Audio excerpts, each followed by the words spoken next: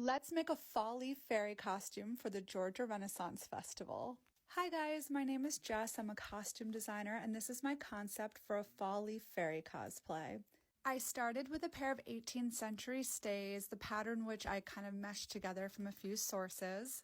I'm absolutely in love with this linen and I went ahead and lined it with 2 layers of cotton. And here you can see me basting all 3 layers together.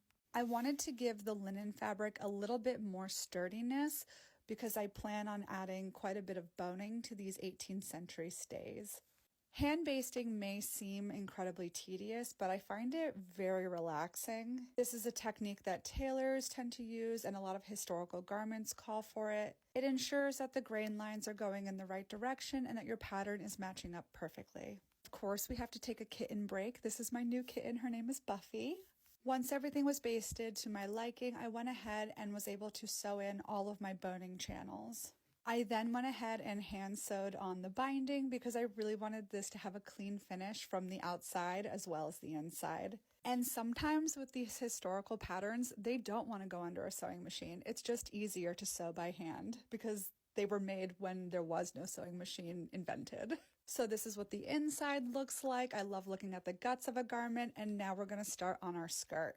I've had this fabric in my stash for a long time, like since I worked at Calvin Klein. And this is the perfect moment to hodgepodge all these pieces together. These like quarter yard samples that I've had floating around. I'm hoping to add like fake leaves to the skirt. I ordered some and I'm waiting for them to come in. But I really wanted the skirt to have this airy, translucent quality to it, and I wanted the hem to look like the edge of maple leaves. So if you scrunch up the hem and then you cut it at a diagonal, you get these really cool, like zigzaggy kind of cutouts. This is definitely a bit of a trust the process, but I think it's starting to look so good. I've also ordered in some fairy wings that I hope to modify. I really just want when people to look at me to be like, oh my God, she looks like a leaf changing color in fall.